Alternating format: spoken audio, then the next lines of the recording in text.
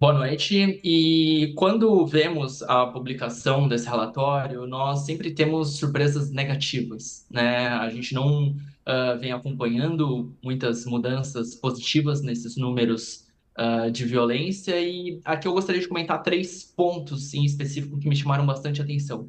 O primeiro deles diz respeito às interseccionalidades nos quais se baseiam essas violências. Porque, assim, como bem foi apontado aqui, uma mulher trans, ela corre muito mais risco de sofrer uma violência do que de um homem trans ou de outra pessoa na sigla LGBT. Então, quando temos esses marcadores sociais, como a cor da pele, como o gênero, a gente tem tipos de violência diferentes que interagem entre si. Isso é algo que chama bastante atenção. De outro lado, que a gente pode observar nesse relatório também, são as motivações dessas violências. A gente pode ver que um grande número dessas violações está relacionada, por exemplo, ao uso do banheiro. Nós, pessoas trans, infelizmente, temos o acesso a direitos básicos negados, né? O uso do banheiro, que deveria ser algo simples, muitas vezes é um problema para nós. Esse é o segundo ponto que eu gostaria de comentar. O terceiro e último diz respeito a como a gente, nós, pessoas trans, estamos muito vulneráveis, é muito difícil para que a gente se defenda dessa violência, né?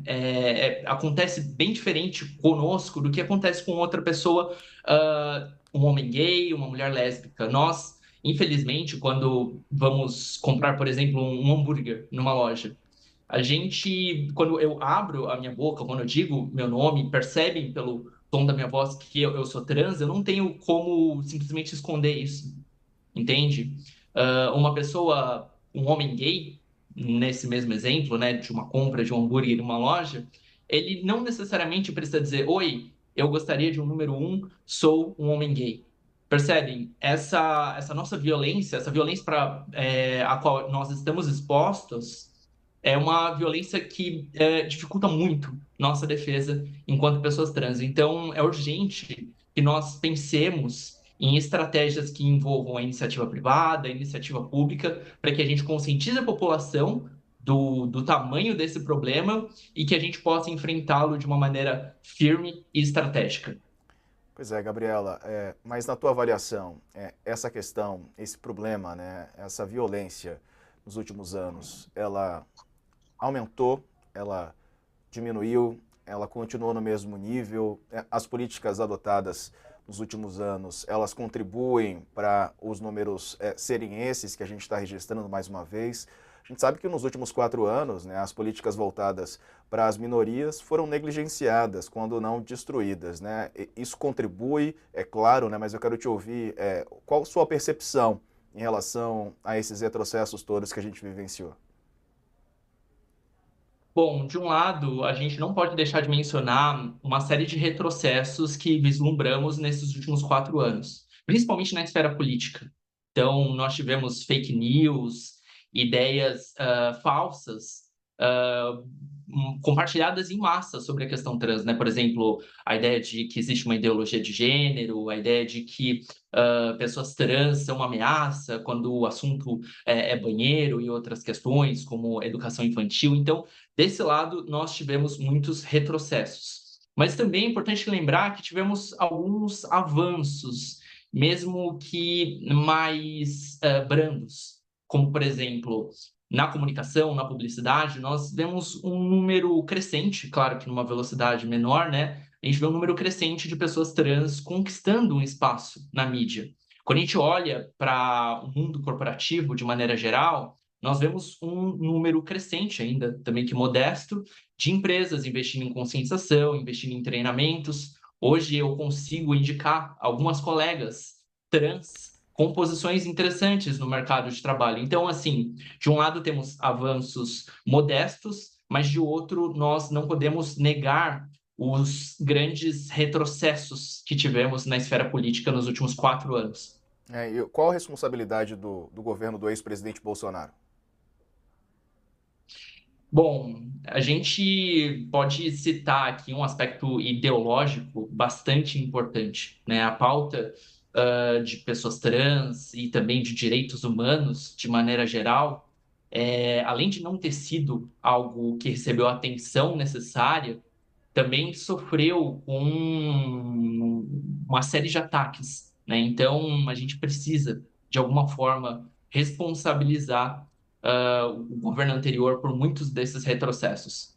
Verdade. Ô, Gabriela, agora Silvio de Almeida trazendo o tema, não é? Aliás, tratando desse tema e trazendo a preocupação dele enquanto ministro que é responsável por uma pasta tão sensível, né, relacionada aos direitos humanos, como a gente falou, que foi tão negligenciada nos últimos anos, né? Quais são as perspectivas? Vemos, por exemplo, algumas parlamentares na Câmara, né, no Congresso Nacional, deputadas eleitas que são trans, não é? Temos a Duda Salabert, a Erika Hilton. Qual a sua perspectiva daqui, né, daqui em diante, daqui para frente? O que você consegue avistar com o que se apresenta hoje?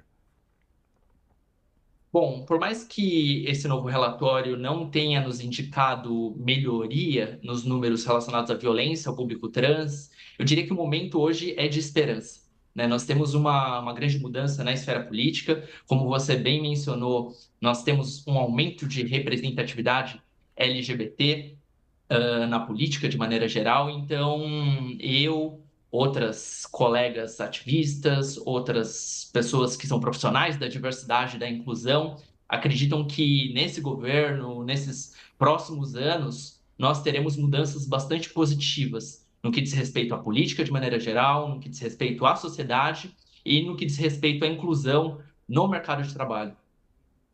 É isso. Bom, vamos torcer para que a situação melhore, não é? Para que as pessoas tenham mais.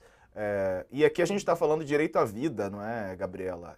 Direito a continuar vivos, fora tantos outros, né, que não são ofertados para a população trans, acesso a empregos de qualidade. A gente sabe quantas pessoas estão na prostituição porque não tem para onde recorrer, né, para se manterem vivas. Muitas não conseguem apoio da família, então é uma situação muito delicada que precisa ser encarada, mas a gente ainda está engatinhando, né? Precisa avançar muito mais em relação aos direitos da população trans.